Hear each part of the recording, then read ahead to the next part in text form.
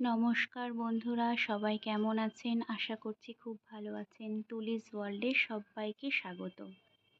আজ মোমো খেতে খুব ইচ্ছা করছে। চলো চটজলদি মোমো কীভাবে বানাতে হয় দেখে নেওয়া যাক। আপনারা অনেকেই মোমো করতে পারেন। আমি কীভাবে মোমো করি একটু দেখে নেওয়া যাক। চলো, প্রথমে কিছুটা চিকেন কিমা নিলাম। এতে একে করে পেঁয়াজ কুচি, লঙ্কা কুচি, ক্যাপসিকাম কুচি, গাজর কুচি। আমি একটু ভেজিটেবলস খেতে ভালোবাসি, তাই আমি এখানে একটু বেশি করেই অ্যাড করেছি। এরপর গ্রেট করা আদা, গ্রেট করা রসুন কুচি, তারপর সামান্য অল্প পরিমাণের গোলমরিচের গুঁড়ো, নুন, চিলি ফ্লেক্স, সামান্য চিনি এবং সয়া সস ভালোভাবে দিয়ে হালকা হাতের সাহায্যে মেখে নিতে হবে। এটা ম্যারিনেশনে কিছুক্ষণ রাখতে হবে। বেশিক্ষণ রাখতে পারলে খুব ভালো টেস্ট হয়। পারলে এতে অল্প পরিমাণ সাদা তেল দিয়ে দেবেন। খেতে খুবই ভালো হবে, টেস্টি হবে। এরপর এই ম্যারিনেশনের মধ্যে কিছু চিলি সস এবং টমেটোর সস অ্যাড করতে পারেন আপনারা চাইলে। ভালোভাবে হালকা হাতের সাহায্যে মেখে নিতে হবে। মেখে নেওয়ার পর অন্য একটি পাত্রে কিছুটা পরিমাণের ময়দা নিতে হবে। ময়দাটা ভালো করে ময়ান দিয়ে মেখে নিতে হবে। এখানে দেখছি আমি একটি বাটির সাহায্যে মাপ নিয়ে মেজারমেশন নিয়ে ময়দার ডোটা তৈরি করব এবং এর মধ্যে অল্প পরিমাণে লবণ দেবো, একটু তেল দেব। ভালো করে হালকা গরম জলের সাহায্যে মাখবো ময়দাটা।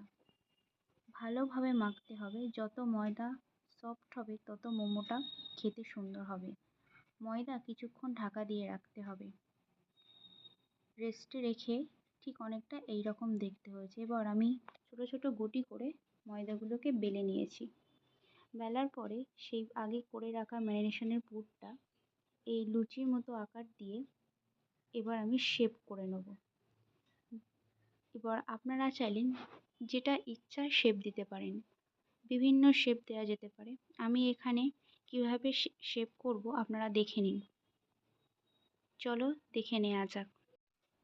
ময়দাটা বেলে নেওয়ার পর ভালো করে সাইডে তেল ব্রাশ করে এক সাইড মুড়ে দিয়ে ঠিক এইভাবে হাতের সাহায্যে চারিদিকে মুড়ে নিচ্ছি। অনেকটা এরকম হবে, আপনারা দেখতে পাচ্ছ। মুড়ে নিয়ে সাইডে কুচি দিলেই হয়ে যাবে মোমোর এই শেপটা। আপনারা বিভিন্ন রকমের শেপ দিতে পারেন। আমি এটা সহজ বলে আমি এটা এইভাবে করছি। তো প্রত্যেকগুলো মোমোস আমি এইভাবে রেডি করে নিচ্ছি। এরপর স্টিমের পালা। চলো, সবগুলো মোমো আমি এইভাবে করে নিয়েছি, প্লেটে সাজিয়ে নিলাম।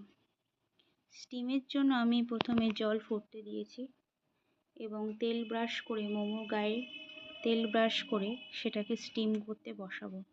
স্টিমের জন্য রেডি মোমো। স্টিম দিলেই মোমো নেমে যাবে, মোমো রেডি হয়ে যাবে। কিছুক্ষণের জন্য আমি এখানে ঢাকা দিয়ে স্টিমে বসাবো। সবকটা মোমো যাতে গায়ে লেগে না যায় তার জন্য ভালো করে তেল ব্রাশ করতে হবে।